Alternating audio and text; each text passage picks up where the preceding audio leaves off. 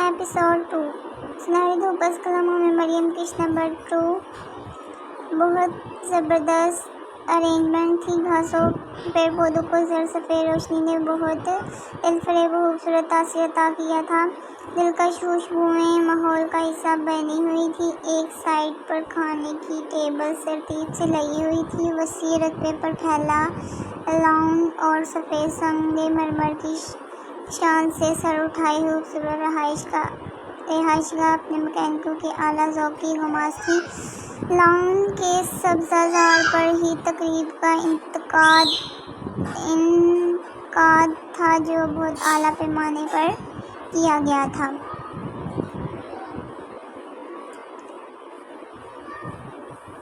رنگ و بو کا ایک سیلاب گویا وہاں امنڈ آیا تھا. وہ ایسی تقریبات کی مشتاق تھی ناعادی.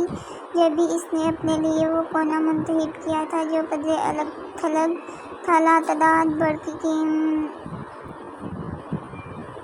کمکموں کی روشنی وہاں تک آتے آتے اتنی مان پڑ جاتی تھی کہ بہت کچھ واضح دکھائی بھی نہ دیتا تھا. اس نے ماحول سے فرار کی کھاتی ہوئی سر اٹھا کر آسمان کو اداس اور مزمحل نظروں سے دیکھا. گویا اللہ سے اپنی ماں کے سلوک کی شکایت کر رہی ہوں. آسمان پر بادل چھائے ہوئے تھے. جبھی تیرگی محسوس ہوئی تھی اس نے اس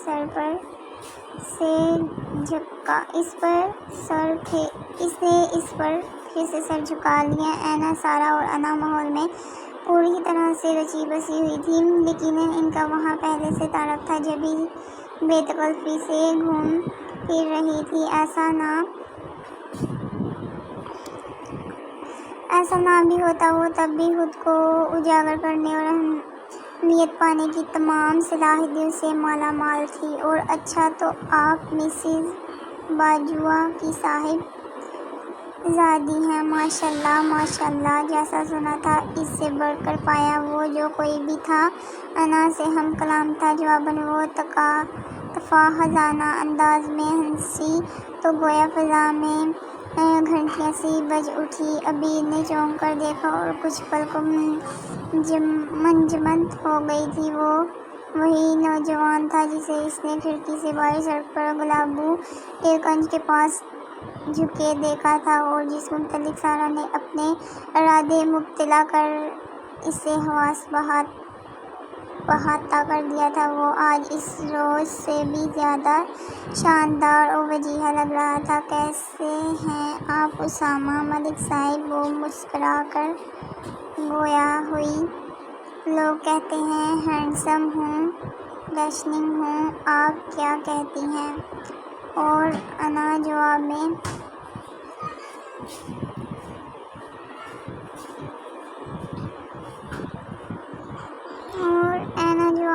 آہستگی سے ہنسی تھی. ایک بار پھر سماعتوں میں گھنٹیوں کی آواز گونجی. اس نے اپنی جگہ پر پہلو بدلا تھا. آگے پیش آنے والی صورتحال اسے ابھی سے بے چین کر رہی تھی اور وہی ہوا تھا. آج آپ کو ایک خاص ہستی سے ملانا تھا.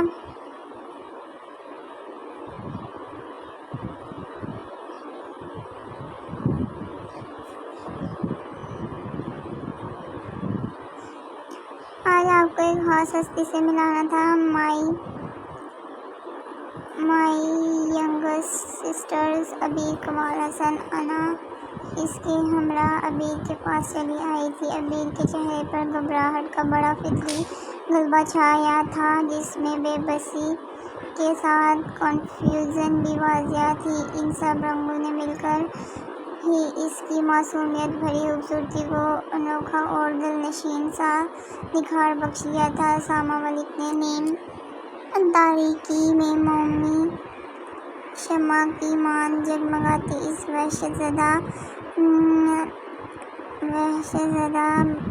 ہرنی کی طرح نظر آتی لڑکی کو بے حد دلچسپی سے دیکھا تھا. ابھی یہ اسامہ ملک ہیں، ملک صاحب کے چھوٹے صاحبزادے. بزنس ٹائکون ہیں جناب انا اٹھا لا کر تعارف کا مرحلہ نبھا رہی تھی۔ ابھی اس خصوصی تعارف کے پیچھے چھپے پروگرام کی آلودگی و پیچیدگی کے ساتھ مقرر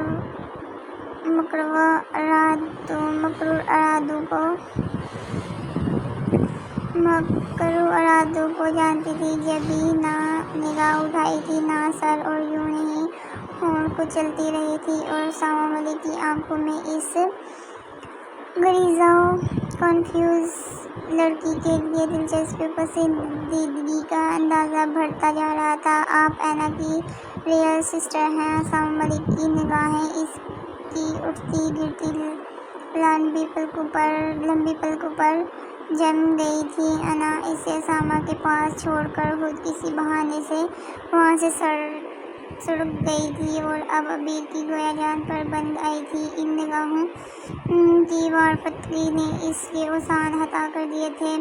اس کے لیے دیے انداز اور جواب کے باوجود اسامہ ملک اس سے گفتگو میں مصروف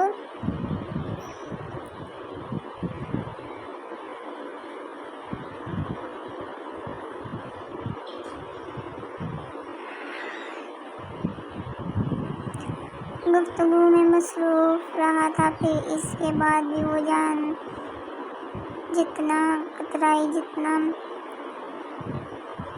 بچی، اسامہ ملک کی نگاہوں نے اسے ہر جگہ گھوجا تھا۔ کیک کٹنے کے بعد اس کا تعارف بدہوش ہونے والدین سے کرایا تھا۔ وہ جتنی مضطرب اور جذبرز ہوتی رہی تھی، اینا وغیرہ اسی قدر مطمئن نظر آ رہی تھی۔ ان کا تیر نشانے پر بیٹھا تھا۔ اسامہ ملک ایک تگڑا شکار تھا اور آرام سے بسنے کو عزم و اختیار بھی۔ پھر مام کی خواہش اور توقع کے عین مطابق مسز ملک اسامہ کا رشتہ لے کر ان کے ہاں پہنچ گئی تھی، اور مام اپنی ساری خوشی چھپا کر بظاہر حل و حجت سے کام لے رہی تھی۔ مجھے تو آپ کی ساری بچیاں ہی پیاری لگی ہیں، ماشاءاللہ ماشاءاللہ، مگر اسامہ کی خواہش ابیر کے لیے ہے۔ وہ رکھ رکھاؤ والی خاندانی عورت تھی۔ ان کے بات کرنے کے انداز میں بھی بہت سبھاؤ اور رواداری تھی۔ مام کو کیا اعتراض ہو سکتا تھا؟ وہ خود ہتھیلی پر سرسوں جمانا چاہتی تھی، مگر یہ معاملہ رسان اور تحمل کا متقاضی تھا۔ تاولے پن کا مظاہرہ کھیل بگاڑ بھی سکتا تھا۔ جبھی انہوں نے کچھ پس و پیش سے کام لیا، کچھ مجبوریوں کا رونا رویا، بڑیوں کو چھوڑ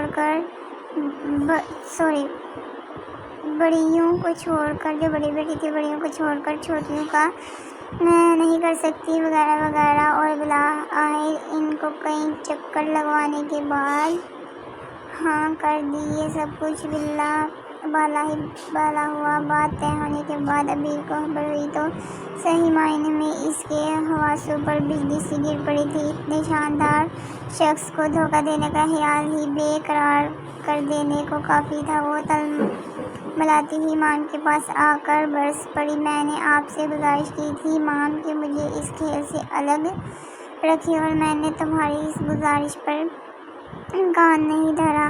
خبردار، جو تم نے کوئی فضول حرکت کی، ورنہ یاد رکھنا دوسرا راستہ ہمیشہ بھلا رہے گا، اور محض دھمکی مت سمجھنا۔ یہ ان کا ایسا ہتھیار تھا جس سے وہ اسے حملہ سے قبل ہی زخمی کر دیا کرتی تھی۔ وہ ایک بار پھر خود کو لاچار محسوس کرنے لگی۔ سوائے چپ سادھ لینے کے اس کے پاس کوئی چارہ نہیں تھا، سو اس نے چپ سادھ لی۔ فی الوقت وہ کوئی فیصلہ کرنے سے قاصر رہی تھی۔ وہ دن بھی آ ہی گیا جب وہ بیاہ کر اسامہ کے ہمراہ اس کے ویل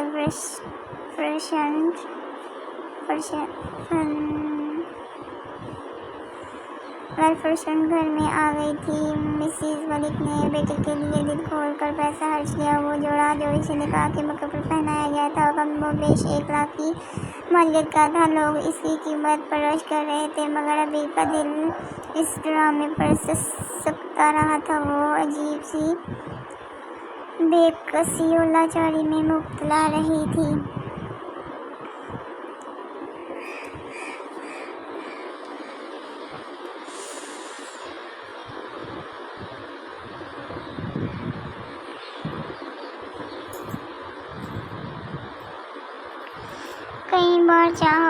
زبان سے ساری حقیقت کہہ دے، مگر ایک عجیب سے خوف نے اس کی زبان کو سلب کر دیا تھا۔ وہ کچھ بھی نہیں کہہ سکی تھی اور یہ دن آ گیا تھا۔ مام کے علاوہ سارا اور اینا نے بھی اسے خوب پٹیاں پڑھائی تھی۔ کسی کو الو بنا کر مطلب نکالنے کے تیر بہت طریقے سکھائے گئے تھے۔ وہ بے بسی کی تصویر بنی انہیں دیکھتی رہی تھی۔ بس کچھ دن ہیں، پھر اس کے بعد تو تم سے بھی پارسائی اور معصومیت کا ٹیگ اتر جائے گا، پھر تم پر بھی بدکاری کا ٹھپا لگ جائے گا۔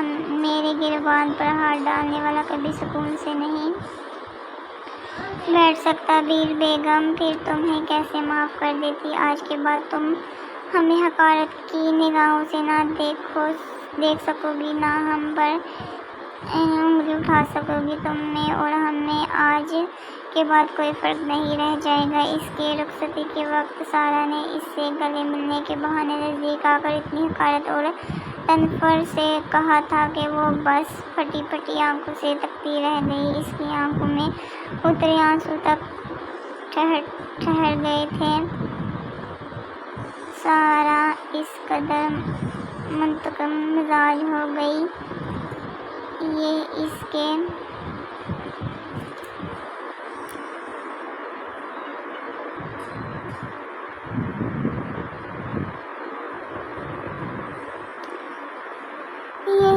تصور میں بھی نہیں تھا۔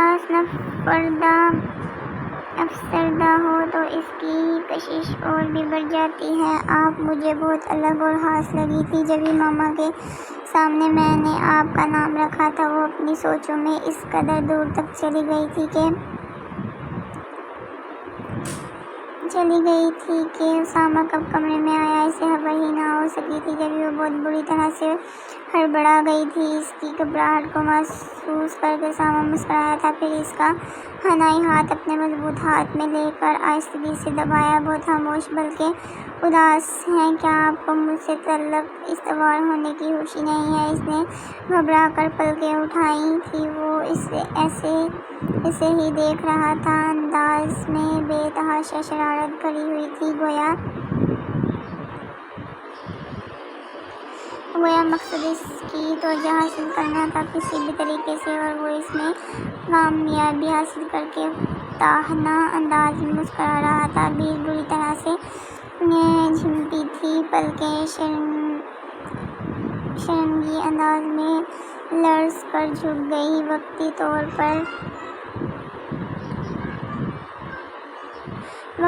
پر صحیح، مگر وہ اس اضطرابی کیفیت سے نکل آئی تھی جس کا شکار تھی۔ بہت خوبصورت لگ رہی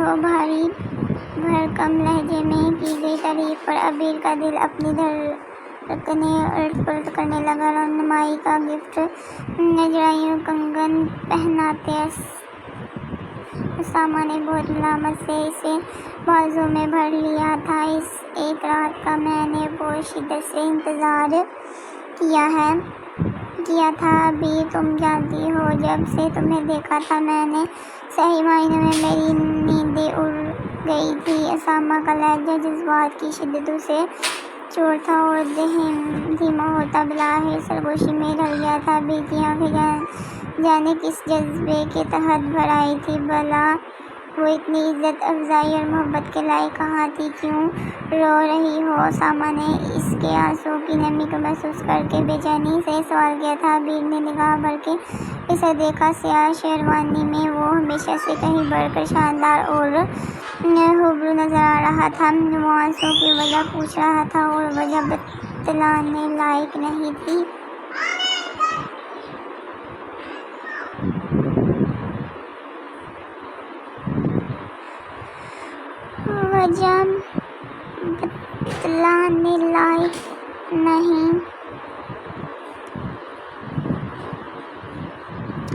نہیں تھی۔ اس نے ہونٹوں کو باہم بیچ لیا اور ہاتھ دھیرے دھیرے بھیگتی چلی گئی تھی۔ اگلے دن سامہ نے اس کا تعارف عبداللہ اور زہرا سے کرایا تھا، جو اس کے بڑے بھائی کی اولاد تھے۔ بڑے بھائی شہراز ملک اور ان کی وائف کی روڈ ایکسیڈنٹ میں 2 سال قبل وفات ہو گئی تھی۔ تب اسامہ نے دونوں بچوں کو اپنی سرپرستی میں لے لیا تھا۔ میں جانتا ہوں ابھی تم ان بچوں کی ماں کا کردار ادا کرو، ان سے ویسے ہی محبت کرو جیسے کوئی ماں اپنی اولاد سے کرتی ہے۔ کرو گی نا؟ اور ابھی نے پوری ایمانداری کے ساتھ سر اس بات میں ہلا دیا تھا۔ اس ایک رات میں ہی وہ فیصلہ کر چکی تھی کہ وہ اسامہ کو دھوکہ نہیں دے گی، چاہے مامی سے کتنا ہی اکسائے۔ وہ اسامہ کو خود مناسب الفاظ میں اپنی صفائی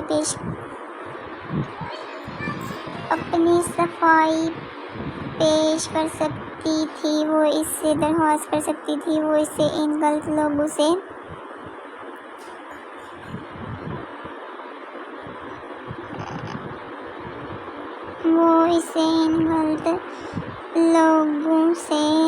بچا لے۔ صبح نماز کے بعد دعا میں بھی اس نے رب کریم سے یہی التجا کی تھی، اور اسے پورا یقین تھا خدا اس کی فریاد کو رد نہیں کرے گا۔ اپنے راستوں پر چلنے والوں کا وہ خود مددگار ہو جایا کرتا ہے۔ بلا شبہ رسم کے مطابق اسامہ اسے امام کی طرف ملوانے کو لایا تو اس کے انداز میں واضح بے دلی تھی۔ امام نے اس سے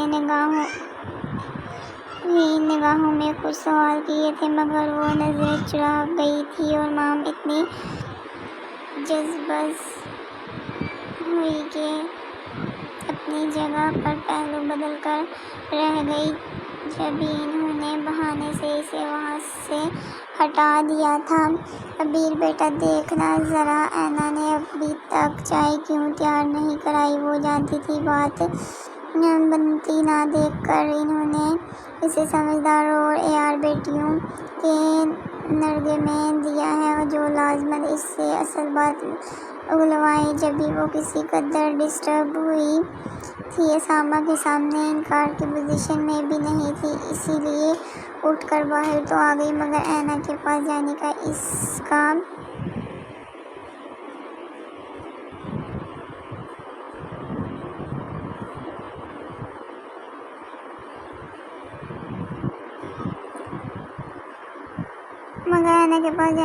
کا قطعی ارادہ نہیں تھا۔ مگر وہ سب تو جیسے اس کی طاق میں تھی، اسے باہر آتے ہی دبوچ کر گویا سوالات کی بوچھاڑ کر دی تھی۔ کیا کچھ ہاتھ آ گیا؟ تم نے اس کی جائیداد اور بینک بیلنس وغیرہ کی معلومات دی ہیں؟ اسامہ نے رونمائی میں کیا دیا وہ ساتھ لے آنا تھا۔ ظاہر ہے کوئی قیمتی چیز ہوگی، زیور بھی کسی بہانے سے اٹھا لاتی، اسی طرح تو کرنا ہوتا ہے۔ کیا پتہ تم کتنی دیر وہاں ہو؟ وہ لاتعلق بنی بینچ سے لگتی آنکھیں جھکائے کھڑی رہی، گویا طے کر لیا تھا ان کی کسی بات کا جواب نہیں دینا۔ جبھی سارا کو جیسے آگ لگ گئی تھی۔ تم ہمارے ساتھ ہاتھ نہیں کر سکتی، یاد رکھو تم ہر لحاظ سے ہمارے رحم و کرم پر ہو، تمہاری حیثیت بہرحال کسی گھٹ پتلی سے زیادہ نہیں ہے، جس کی دوڑ ہمارے ہاتھ میں ہے۔ پرسائی کا ڈرامہ رچانے کی ضرورت نہیں، بس جتنی جلدی ہو سکے اپنا مقصد حاصل کرو، ہم زیادہ انتظار نہیں کر سکتے۔ اور سنو، کوشش کرنا اس اسامہ سے دور رہنے کی، ایسا نہ ہو کہ وہاں سے لوٹو تو اس کے بچے کی زنجیر تمہارے قدموں میں پڑ چکی ہو۔ آپریشن وغیرہ کے جدید طریقہ کے باوجود فگر کا ناس ہو جایا کرتا ہے۔ تم سمجھ رہی ہو نا میں کیا کہہ رہی ہوں؟ سارا نے غصے میں اسے گھورتے ہوئے ٹھوکا دیا تھا۔ وہ پتھر کی مورتی کی طرح بے تاثیر نظروں سے اسے تکے گئی۔ مام چائے کا کہہ رہی تھی۔ کچھ دیر بعد وہ بولی تو اس کا لہجہ اس کے چہرے کی طرح سپاٹ تھا، یوں جیسے ان کی کسی بات کو سرے سے سنا ہی نہ ہو۔ اپنی بات مکمل کر کے وہ ان کی تلملاہٹ دیکھنے کو رکی نہیں تھی۔ پلٹ کر کچن سے نکلی تو ساما کو دروازے کے باہر موجود پا کر اسے لگا تھا کہ کسی نے یکدم زمین اس کے قدموں تلے سے کھینچ لی ہے۔ کون ہو تم؟ میں صرف سچ سننا چاہتا ہوں، سچ سننا چاہوں گا۔ یاد رکھنا، اگر تم نے غلط بیانی کی تو میں تمہیں زندہ زمین میں بگاڑ سکتا ہوں۔ اس کا چہرہ ساما کے ساتھ ہاتھوں کی بے رحم گرفت میں تھا۔ وہ لہجہ اتنا شفاف و سنگین تھا، جبکہ چہرے کے تنے ہوئے عضلات اس کے قہر و غضب کے گواہ تھے۔ عبیر کی تو اس وقت روح قبض ہو گئی تھی، گویا جب اس نے کچن کے باہر ساما کو موجود پایا تھا وہ بے قصور ہوتے ہوئے بھی اس کتاب کا نشانہ بننے کو رہ گئی تھی۔ وہ اسے واپس لے کر آیا تو بیڈ روم میں آنے تک پتہ نہیں کیسے خود پر ضبط کے کڑے پہرے بٹھائے رکھے تھے۔ اس کے بعد وہ کوئی وحشی جنونی انسان تھا جو عبیر کے منہ سے آہوں اور کڑاہوں کی صورت نکلتے سچ پر آپے سے باہر ہوتا تھا، اسے تشدد کا نشانہ بناتا رہا تھا۔ عبیر کے دل و دماغ پر مجرمانہ بوجھ ڈھ رہا تھا۔ جب بھی اس نے کچھ چھپائے بغیر سب کچھ اس کے سامنے کھول کر رکھ دیا تھا، مگر جب اس نے اپنی صفائی پیش کرنی چاہی تب وہ بفر اٹھا تھا۔ تو یہ پلان تھا تمہارا جس کے تحت تم نے مجھ سے شادی کی؟ بدکردار عورت اس کا ہاتھ اٹھا تھا تو پھر رکنے میں نہیں آ رہا تھا۔ عبیر پٹتے ہوئے بھی اپنی بے گناہی کا یقین دلانے کی کوشش کرتی رہی تھی۔ جب بھی وہ کچھ اور غضبناک ہوا تھا، تم نے دھوکہ دیا مجھے، اسامہ ملک کو،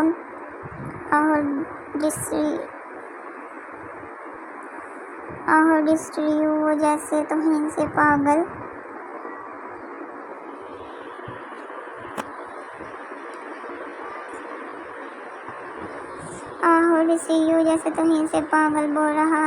ہو رہا تھا۔ نہیں، میں تو آپ سے شادی بھی نہیں کرنا چاہتی تھی۔ بکواس بند کرو، فحاشا عورت، تم اگر ان کے پلان میں شامل نہ ہوتی تو اس طرح سج دھج کر مجھے الجھانے کیوں آتی؟ اور میں کتنا احمق تھا، کتنی آسانی سے تمہارے جال میں پھنس گیا۔ وہ دانت پیچ کر گر گرایا۔ ابھی اس کی وحشت کے آگے سر سیما ہونے لگی۔ وہ کتنی دیر جیسے خود ہی ہونٹ بھینچ کر اور ٹہل کر اپنا غصہ ضبط کرتا رہا تھا، پھر پلٹ کر باہر نکل گیا تھا۔ عبیر وہیں بیٹھ کر سسکنے لگی، اس کے ہونٹ کے زیر کنارے سے خون جاری ہو گیا تھا۔ گردن پر گہری خراشیں تھیں جو اسامہ کے تشدد کا نتیجہ تھی۔ اس کی یہ سرسمائیگی ابھی اس طرح اسے گھیرے ہوئے تھی جب وہ پھر اس کے پاس چلا آیا تھا۔ اٹھو، تم اسی وقت میرے ساتھ چلو، اس نے عبیر کے پاس رک کر اسے ٹھوکر مارتے ہوئے کہا۔ وہ پہلے ٹھٹکی، پھر سخت وحشت زدہ سی ہو گئی کہ آپ کہاں لے کر جائیں گے؟ مجھے کتنا خوف تھا اس کی نگاہوں میں جو میں اسامہ کی آنکھوں میں صرف قہر نہیں اترا تھا، تضحیک بھی۔ ڈر آئی، تم ہو اس قابل کہ میں تمہیں اپنے ارادے بتاؤں؟ ہاں، وہ آنکھیں نکال کر گرایا اور ابھی شرم سے گرنے لگی۔ پھر وہ ایک لفظ نہیں بولی تھی اور اگلے چند گھنٹوں میں وہ اس حویلی میں آ گئی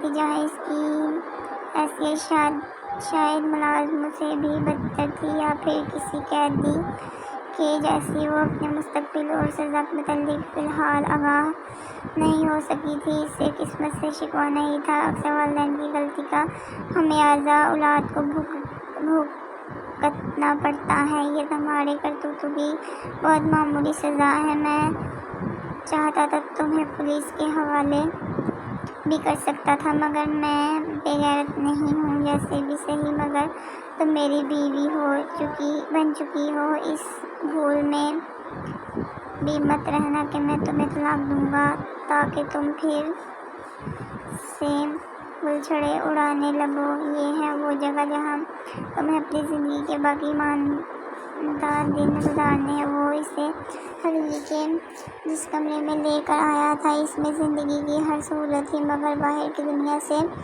رابطے کو ایک کھڑکی تک نہیں تھی۔ دوسرے لفظوں میں اسے زنداں میں ڈال دیا گیا تھا۔ جو کچھ تم نے کیا، اس کے بعد اگر میں تمہیں قتل بھی کر دیتا تو یہ تمہاری گناہ آلودہ زندگی پر احسان ہوتا، مگر میں تمہارے گندے خون سے اپنے ہاتھ نہیں رنگنا چاہتا تھا۔ کتنی حقارت تھی ان آنکھوں میں! اس میں ابیر نے کبھی اپنی محبت کے سنہرے رنگ اترتے دیکھے تھے؟ اس نے آنسوؤں سے چمکتی آنکھوں کو جھکا لیا۔ اس موقع پر کچھ کہہ کر وہ اس کے غصے کو ہوا نہیں دینا چاہتی تھی، پھر اسے چھوڑ کر خود واپس چلا گیا تھا۔ ابیر کے لیے زندگی جتنی بھی تنگ ہوئی تھی، مگر ضمیر پر کوئی بوجھ نہیں تھا۔ وہ مطمئن تھی خدا کہ ہاں، اس کی دعائیں مستجاب ٹھہری تھیں اور اسے گناہ سے الوداع راستوں سے بچا لیا گیا تھا۔ چلیے، یہ ایپیسوڈ ختم ہوتا ہے۔ اللہ حافظ۔